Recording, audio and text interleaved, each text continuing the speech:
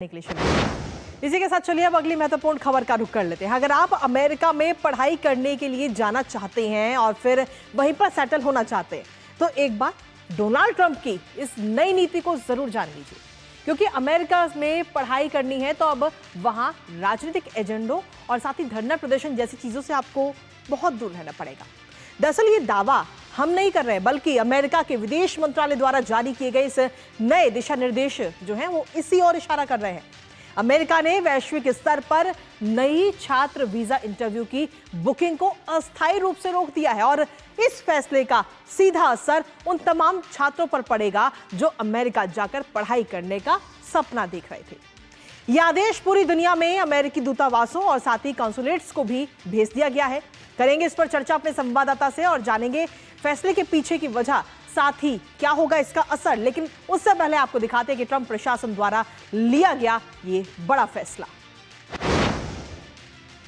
तो ट्रंप प्रशासन की तरफ से, डोनाल्ड ट्रंप की तरफ से ये नया फरमान है और अमेरिकी वाणिज्य दूतावासों को ये नया निर्देश जो है वो इस वक्त जारी किया गया है। स्टूडेंट्स हो या फिर एक्सचेंज विजिटर, FM और J वीजा पर सीधे तौर पर इस वक्त रोक लगा दी गई है। इसके साथ ही अब इन छात्रों की सोशल मीडिया पर जो भी इनके सोशल मीडिया अकाउंट्स हैं उनकी पूरी तरह से जांच की जाएगी और जांच अब ये अनिवार्य हो चुकी है। यानी कि अगर आप अमेरिका जाना चाहते हैं तो उससे पहले आपके इंस्टाग्राम, टिकटॉक और एक्स जैसे जो तमाम प्लेटफॉर्म पर जो आपके अकाउंट्स हैं उनको पूरी तरह से जांचा जाएगा। लेकिन इसके साथ ही आपको ये भी बता दें कि जो इंटरव्यू पहले से ही तय हो चुके हैं वीजा के लिए, उनमें किसी प्रकार का कोई बदलाव नहीं किया गया है। लेकिन अब आगे इंटरव्यू आप नहीं कर पाएंगे। नए जो इंटरव्यू हैं वो इस लिस्ट में नहीं जोड़े जाएंगे, नए अपॉइंटमेंट नहीं जोड़े जाएंगे।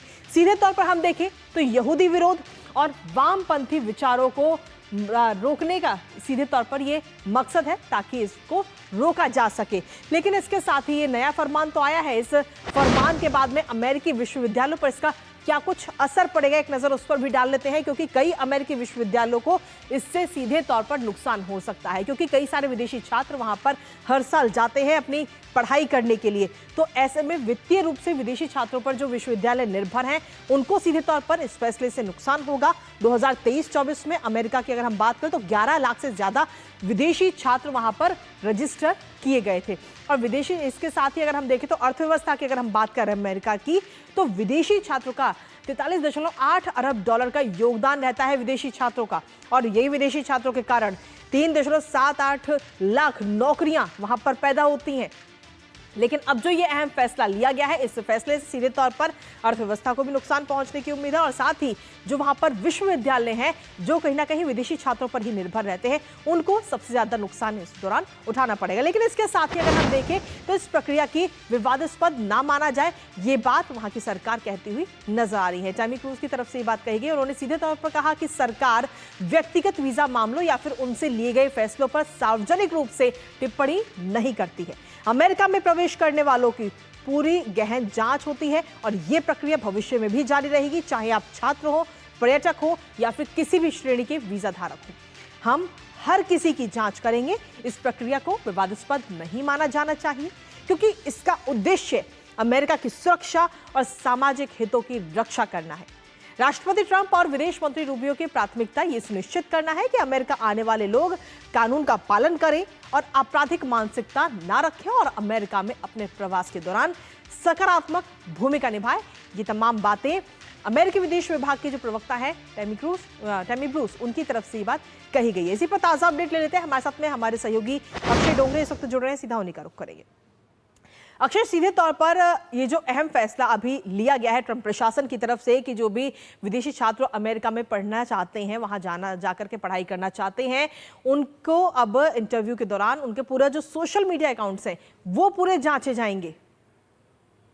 कृतिका, अगर आप हम सभी जानते हैं कि अगर आप किसी नई कंपनी में अप्लाई करते हैं एक नौकरी के लिए भी, तो भी आज के वक्त में सोशल मीडिया चेक करने की पॉलिसीज कई सारी कंपनियों में जगह जगह पर, हमारे देश के अंदर भी बनाई जा चुकी है। अगर आप जाते हैं तो आपकी सोशल मीडिया को चेक किया जाता है, क्योंकि आजकल आदमी, कोई भी व्यक्ति अपना आधे से ज्यादा वक्त सोशल मीडिया पे व्यतीत करता है। लोगों से मिलने के बजाय लोग इंटरेक्शन भी सोशल मीडिया पर करते हैं और उसमें कई सारे लोग कई तरह की एक एक तरह से अपनी अपने ओपिनियंस वहां पर शेयर करते हैं, कुछ कंट्रोवर्शियल भी हो सकते हैं, लेकिन हर तरह से लोग अपने आप को एक्सप्रेस करने का तरीका सोशल मीडिया पर ही देखते हैं। तो अगर कोई कंपनी भी आपको नौकरी देने से पहले आपकी सोशल मीडिया चेक करती है, तो अमेरिकी लोग भी अपने देश में अगर किसी को कोई उनके देश में जाना चाहता है, वहां पढ़ना चाहता है, तो लोगों का एतराज एक तरह से देखा जाए तो नहीं होना चाहिए अपना सोशल मीडिया चेक करवाने को लेकर।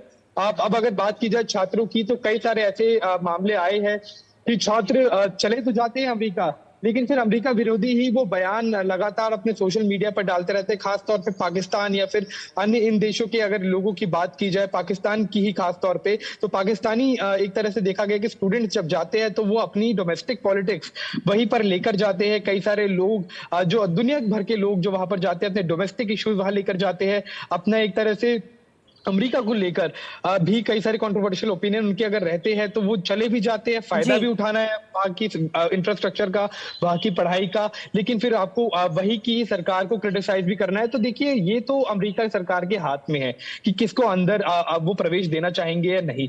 सेम ठीक तौर पे उसी तरह जिस तरह से अगर भारत में भी अगर आपको वीजा लेना है, तो भी इंटरव्यू के दौरान अगर हमें लगता है कि कोई व्यक्ति भारत विरोधी कोई विचारधारा रखता है, तो देश में जाहिर तौर पे नहीं लाना चाहेंगे। ऐसे में ही अब अमेरिकी सरकार की जो पॉलिसी है वो वही चाहेंगे कि उनकी पॉलिसी के हिसाब से जो लोग चले वो आए, किसी तरह से कोई क्रिमिनल इंटेंट वाले लोग या फिर वैसे अमेरिकी विरोधी लोग ना आए। तो इसमें देखी जाए तो मोटा मोटी हालांकि ये एक झटका रहेगा कई सारे लोगों को, लेकिन अगर आप अमेरिका विरोधी विचार नहीं रखते तो इसमें आपको डरने की कोई खास ज्यादा जरूरत नहीं।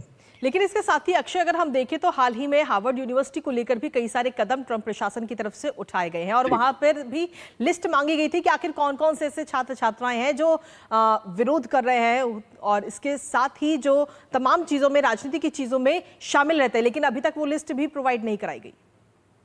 कृतिका, ठीक कहा आपने, चाहे वो कोलंबिया यूनिवर्सिटी हो या फिर हार्वर्ड यूनिवर्सिटी हो, जब इजराइल और हमास के बीच में युद्ध चल रहा था तो हमने देखा कई सारे अमेरिकी विश्वविद्यालयों में छात्र एक तरह से अनशन पे, धरने पर बैठ गए थे, प्रोटेस्ट हो रहे थे, यूनिवर्सिटीज बंद कर दी गई थी।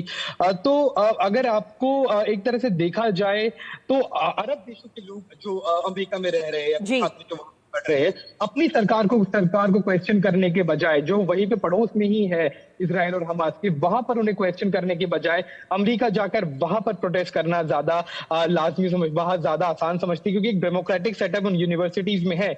कई सारे ऐसे देश है जहां पर आप इस तरह से प्रोटेस्ट अगर अपनी सरकार के खिलाफ करेंगे तो आपको जेल में फेंक दिया जाएगा।